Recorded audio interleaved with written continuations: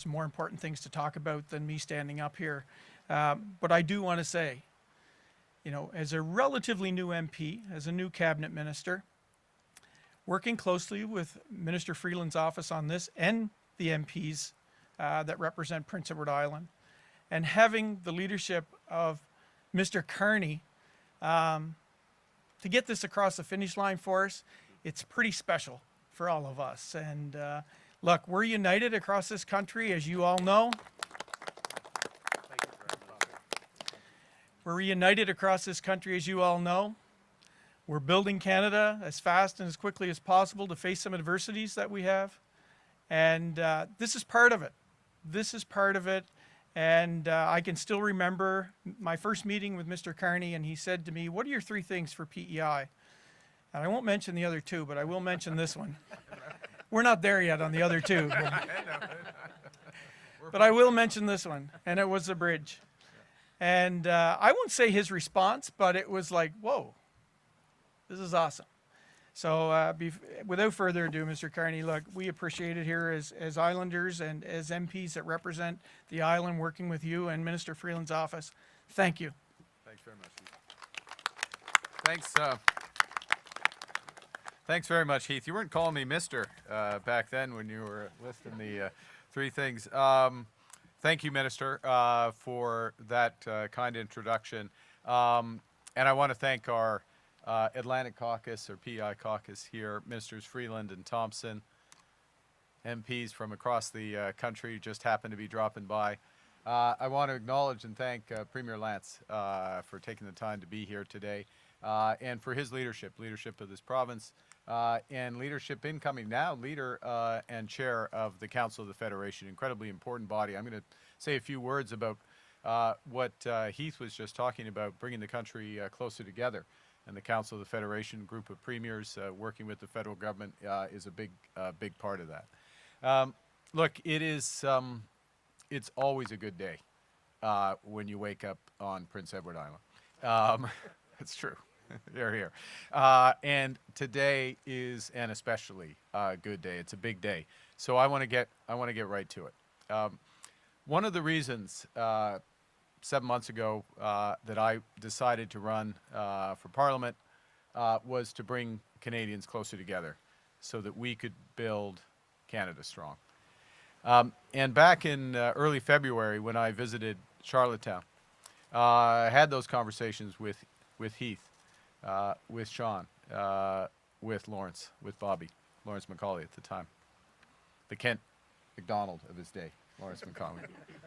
Had those conversations, and that caucus made this point to me, and I made a promise then, obviously to Islanders, but all Atlantic Canadians, that we would cut the tolls on the Confederation Bridge to $20, and that we would cut the fares on the Eastern ferries and Marine Atlantic in half. And today we're making good on those promises. Yeah. And we're doing that to bring Atlantic Canada closer together, bring Canadians closer together. There's around 3,000 vehicles crossing Confederation Bridge on average every single day.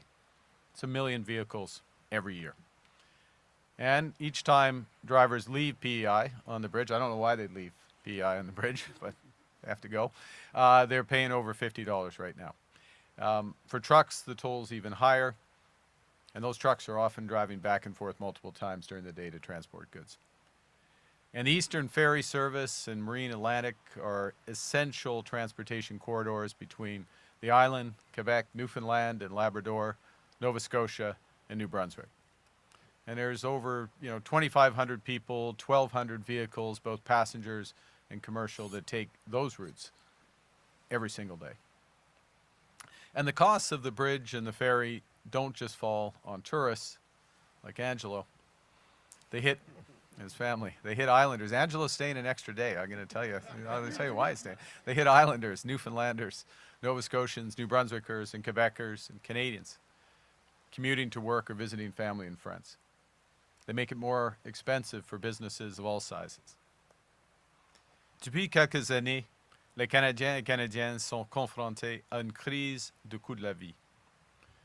Et le nouveau gouvernement du Canada reste concentré sur l'objectif de réduire les coûts pour que les Canadiens puissent garder une plus grande partie de l'argent qu'ils ont durement gagné et que les entreprises puissent prospérer.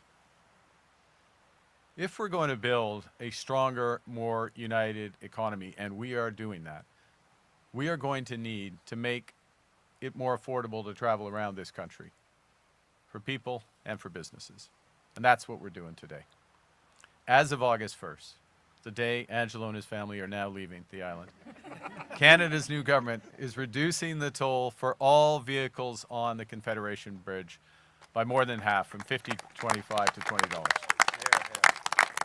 Yeah.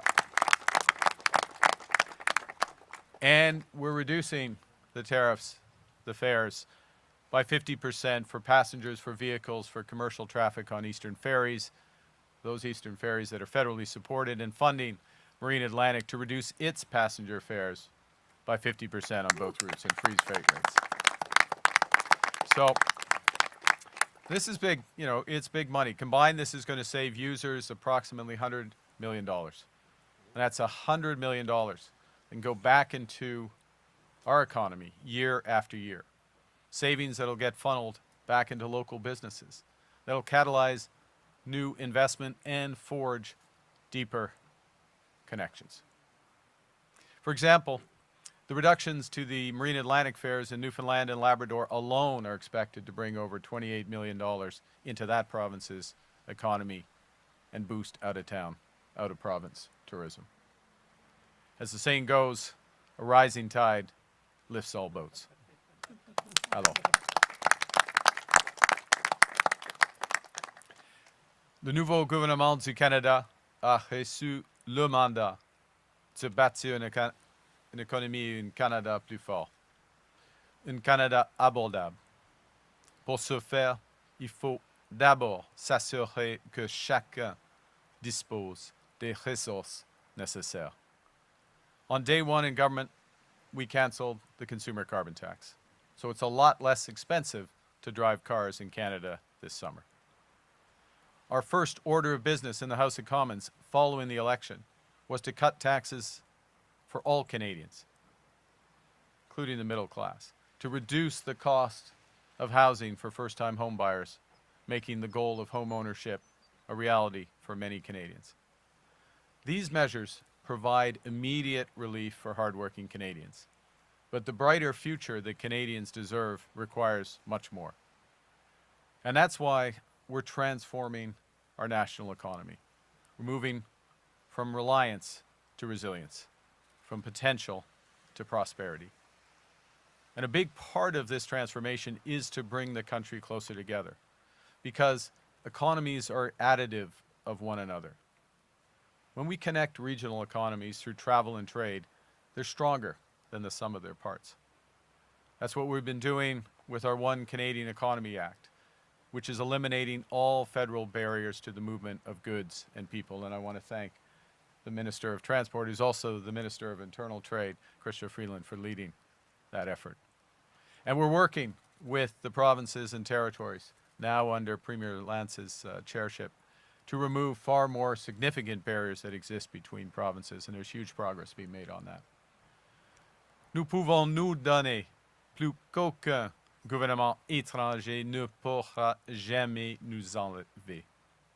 Lorsque nous créons une seule économie canadienne au lieu de 13, nous sommes plus forts. C'est le but ultime lorsque nous éliminons les barrières commerciales internes, lorsque nous bâtissons de grands projets comme le pont de la Confédération qui reliait notre pays. Lorsque nous rendons plus abordable la traversée de ce pont pour les Canadiens et les entreprises. When we make it more affordable to travel between provinces, we increase mobility across the region. We build a stronger Atlantic Canada, and with more opportunity and greater prosperity. And that's exactly why we're also focused on building major projects, such as new energy and trade corridors, that will connect our provincial and territorial economies and create new links between Canada and the rest of the world to build Canada strong. Nation-building projects that will create high-paying careers and turbocharge our industries of the future, from agriculture, close to Heath's heart and my heart, agriculture to artificial intelligence. Look, I'll finish by observing, and I have to observe on a day like this, I've been fortunate in so many ways, including being here on Prince Edward Island on a gorgeous summer day. Today's announcement will mean more Canadians can see more of Atlantic Canada. And so all Canadians' families can have the chance to enjoy our beautiful country this summer. We've also created the Canada Strong Pass. So families can visit our national parks, our museums, our galleries, and our historical sites for free. It allows Canadians to take the Via Rail through the Rockies with their kids at a lower cost, drive across Confederation Bridge to see Cavendish Beach in PEI National Park, where I'm headed right after this, I might add. Ou, à votre retour, voir le village historique acadien pour que vos enfants puissent en apprendre sur le grand dérangement. Et c'est le jour de la commémoration du grand dérangement aujourd'hui. Et l'histoire incroyable et résiliente des Acadiens, comme j'en ai eu la chance hier. We as Canadians are fortunate to live in the greatest country in the world. It's also, this is true. Yeah.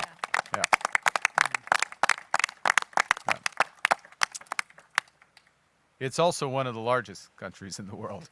And with today's announcement, we're bringing it a bit closer together as Canadians come together to build Canada Strong. Thank you very much. Merci beaucoup. And now it's my pleasure to introduce the Minister of Transportation and Internal Trade, Chrystia Freeland. Minister? Thanks, Prime Minister. Thank you very much.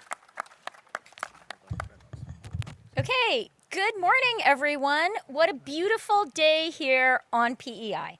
Thank you so much, Prime Minister. It is such a privilege to be here with you and our wonderful colleagues from the island, Atlantic Canada, and even a visitor from Quebec. Our new government is delivering on a core commitment to build one strong, united Canadian economy, and that includes making it easier to get around in Atlantic Canada. Today's announcement will bring real, measurable economic benefits and make life more affordable for businesses and families in this great community and across Atlantic Canada. Comme le Premier ministre vient d'annoncer, à compter du 1er août, on réduit les coûts sur certaines routes de transport et plus importants dans l'Est du Québec et dans l'ensemble du Canada Atlantique. This is a really big deal. The tolls for all vehicles on that great bridge are going to go down to $20 on August 1st, on Friday. We're cutting the fares by 50% for all vehicles on the Eastern Canada ferry services that are federally supported. And we're supporting Marine Atlantic to reduce fares for passengers by 50%, passengers and passenger vehicles. This is about keeping a campaign promise that the Prime Minister made here with PEI colleagues. Promise made, today, promise kept. This is about making life affordable for people here on PEI and across Atlantic Canada and Quebec. And as the Prime Minister has just explained, this is about building one Canadian economy. This is about building Canada strong. I do want to offer a shout out specifically to the PEI MPs who are here. Bobby, Sean, Heath, Lawrence also, he's still kind of here with us. Kent, they have been absolutely tireless in campaigning for this. I couldn't even say hello to them without hearing about the bridge. It's true, they're laughing, but persistence works. For me, really, they are role models because they know their community and they have worked so hard to advocate for their community. So gentlemen, well done. Maybe take a minute before bugging us about other things. No, we love it. And I do also I'm really happy that Premier Lance is here. He has worked really hard on this with us. And, we have, as the Prime Minister has said, we have a lot of work to do. Building Canada strong, building one Canadian economy. PEI has led Confederation since we had Confederation, and we're counting on you to do that at this time of real national challenge. Nearly 65% of all goods to and from Newfoundland are transported by Marine Atlantic. That includes fresh produce, medical supplies, and home heating fuel. Cutting those costs means more reliable supply chains and lower prices for consumers. Avec des frais réduits et un meilleur service, davantage de Canadiens seront incités à explorer le Canada atlantique et ce contribuera à soutenir nos entreprises locales, à faire croître nos économies régionales et à générer des emplois et de la croissance économique. On construit une économie canadienne moderne où les marchandises circulent librement, la main-d'œuvre se déplace facilement et où les Canadiens peuvent vivre, travailler et s'épanouir où qu'ils choisissent. We are cutting tolls and ferry fares. And in doing that, we are breaking down interprovincial trade barriers that divide our markets and limit our nation's economic potential. As we've just heard from the Prime Minister, this is a really challenging time for Canada. We all know it. But if we work together, if we build one Canadian economy, if we build Canada strong, we can give more to ourselves, we can do more for ourselves and each other than anyone can take away from us. Together, we are building the strongest economy in the G7, in the best country in the world. Thank you very much. It's great to be here. And I think I'm passing it over now to the Minister of Fisheries, Joanne.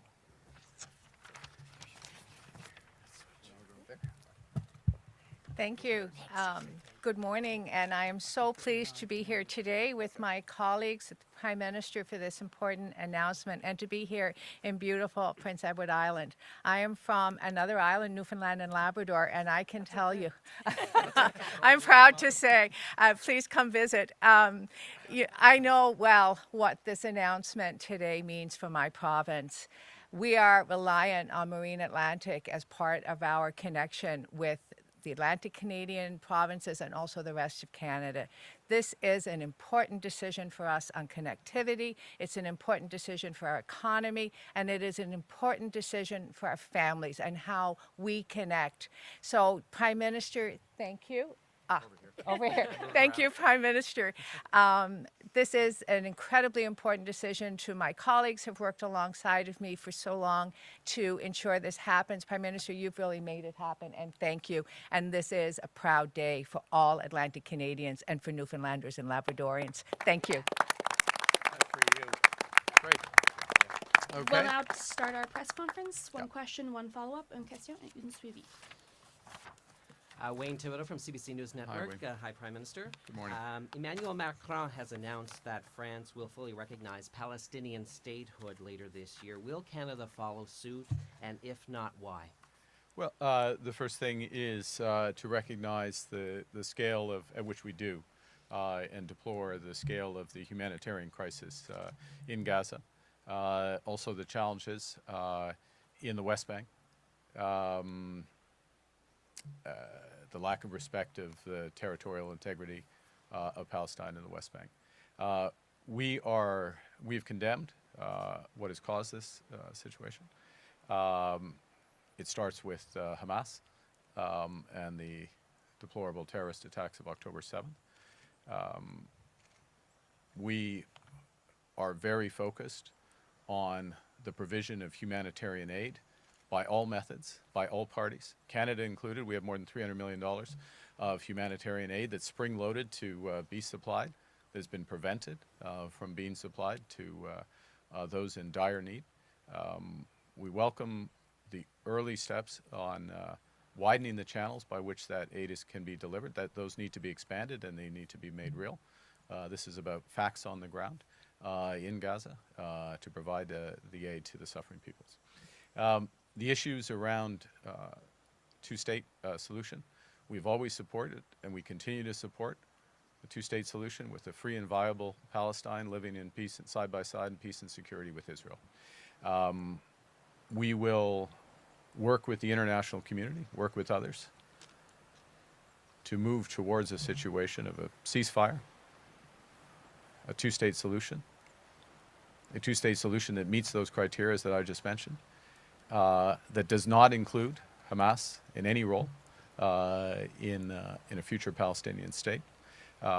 And we will take steps that advance those fundamental principles at the appropriate time.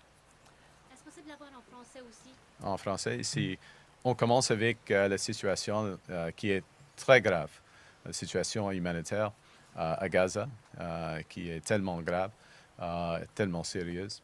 Et ce qui est absolument essentiel, c'est l'approvisionnement immédiat et dans une manière compréhensive de l'aide humanitaire pour les peuples qui habitent là. Le Canada a déjà préparé plus de 300 millions de dollars de l'aide humanitaire. Il faut avoir des chaînes d'approvisionnement partout au Gaza. Nous accueillons les étapes qui viennent de commencer, que l'État Israël vient d'apprendre, mais il faut les augmenter immédiatement. En ce qui concerne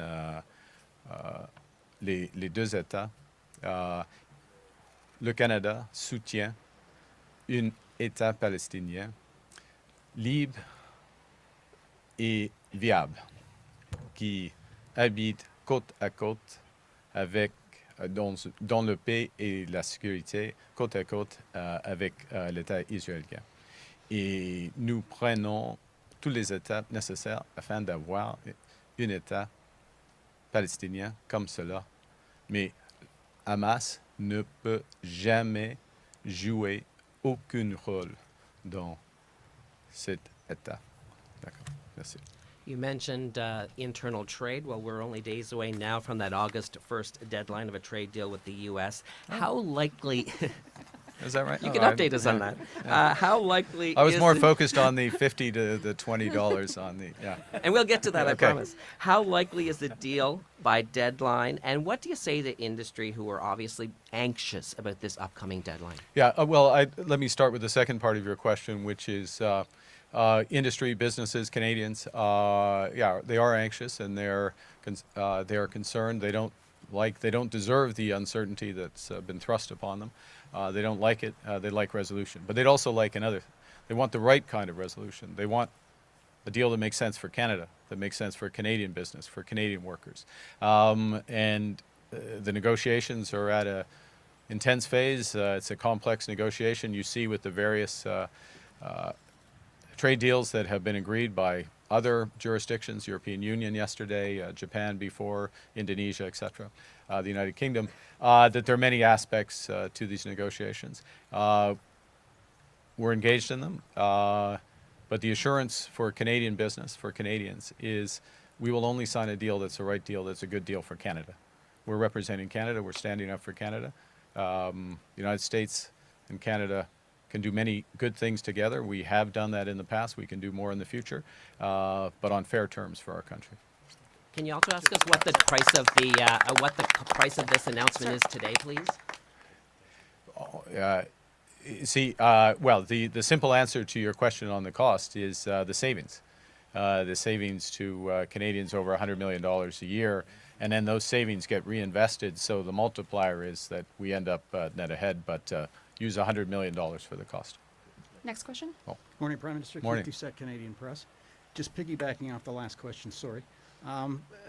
Is it your expectation that any deal that we may be near would be somewhere in the ballpark what we just seen with the Europeans, 15% across the board? Is that acceptable? Well, look, we have some similarities with the European Union in terms of our commercial relationships with the United States. We're one of their most important trade partners. Number two, depending on how you measure it, both imports and exports. We, like the European Union, are one of the largest investors in the United States. Our companies, our pension funds, others invest heavily in the United States. We are also partners in defense and security with the United States, as you saw with the agreements at NATO just last month. So there are similarities, there are differences. One is geographic proximity. Secondly is Europe. I'll give you one example of the difference. Europe, in that agreement yesterday, made commitments to buy American energy. Europe needs to fully get itself off Russian energy. So they're going to buy American energy to help them do that. America needs Canadian energy. You get a Canadian electricity. The only reason they run a trade deficit with Canada in goods and commodities is because they import around 4 million barrels a day in Canadian energy, as well as that electricity and other. So we're in a different position. Similarities, there are differences, and that is why these negotiations, whether it's with our negotiations, which is all, where we're focused, but whether it's the other ones with Japan or European Union, they're different. They're tough negotiations, as they should be. As I say, we're standing up for Canada, Canadian interests. Of course, the United States is looking out. The President's looking out for the interests of American workers.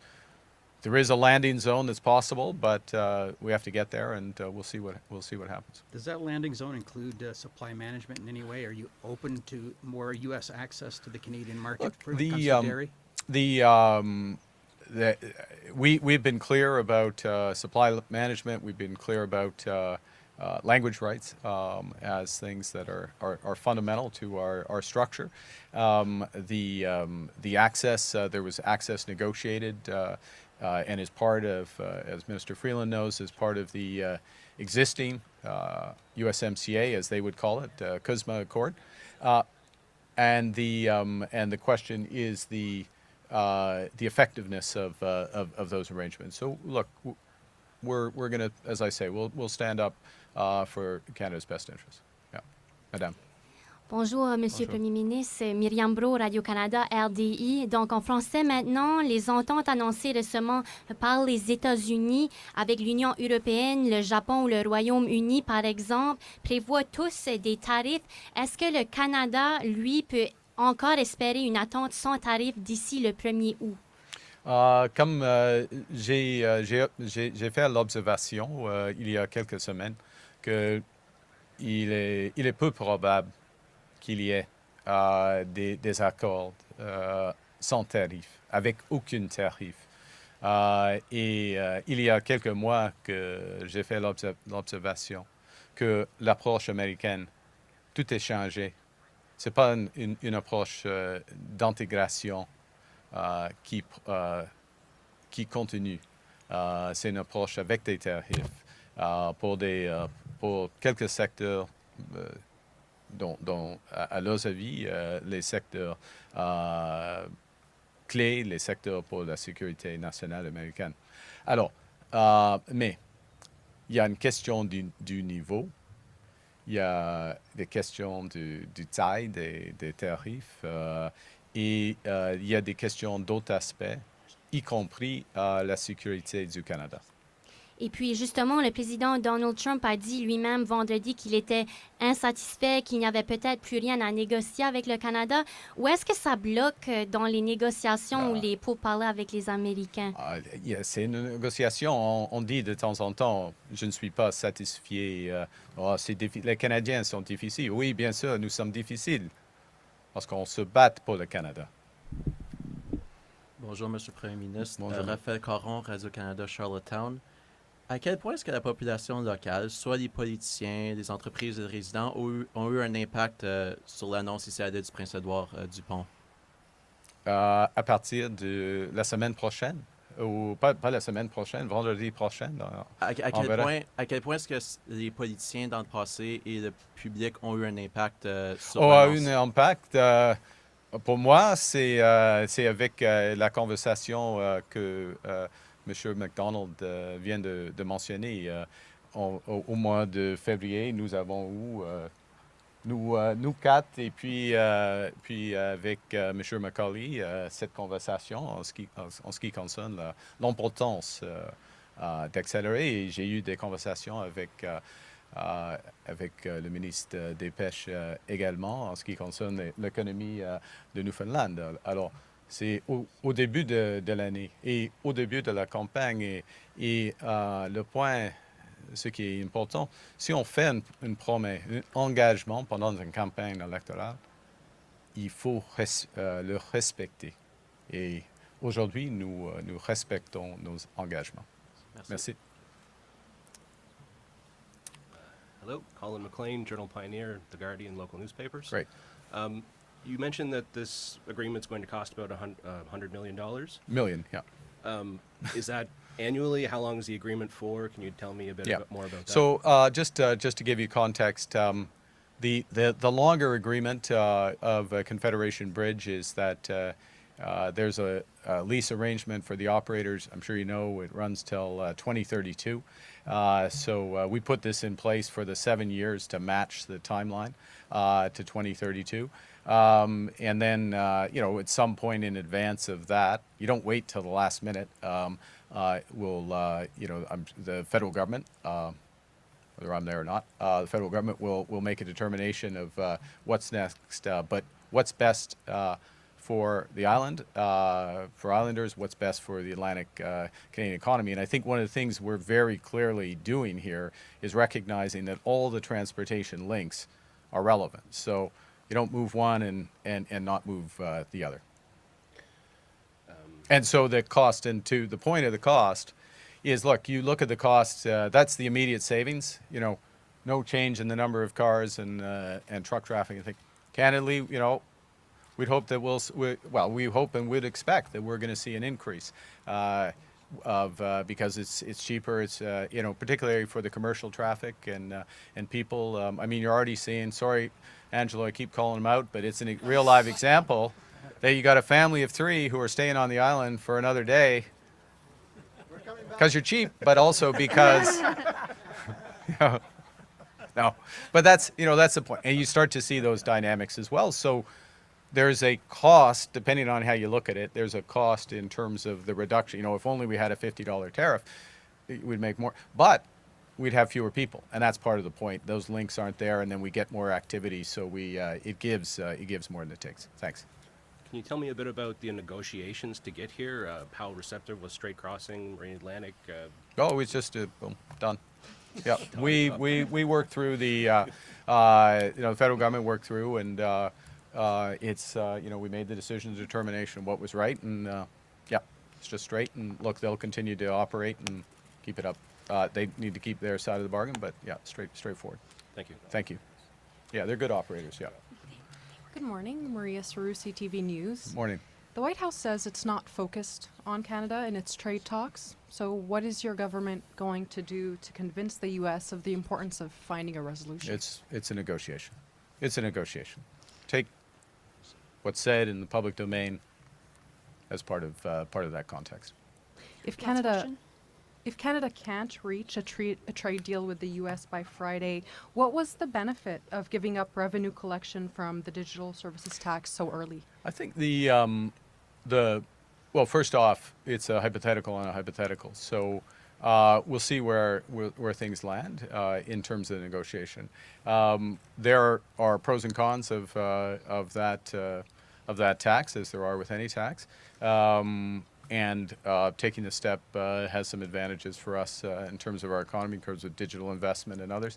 So we'll see the benefit of that and move forward. And look, what we're doing, and today's about this, last week at the Council of the Federation was very much about this, is building our country, bringing it closer together.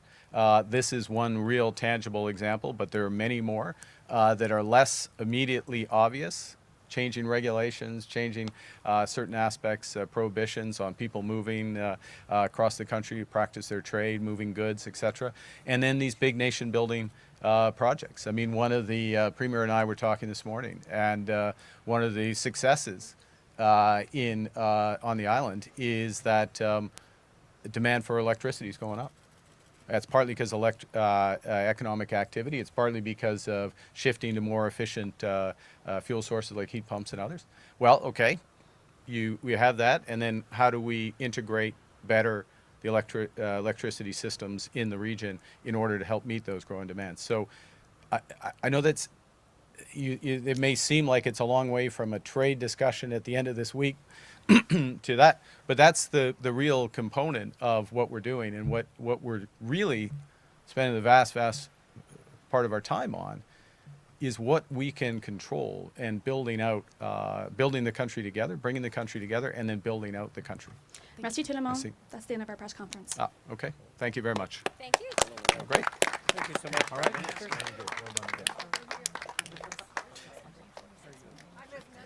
But if you go over the whole thing, but it's 100 a year, right? Yeah. Yeah. Biggest news story since the election. That's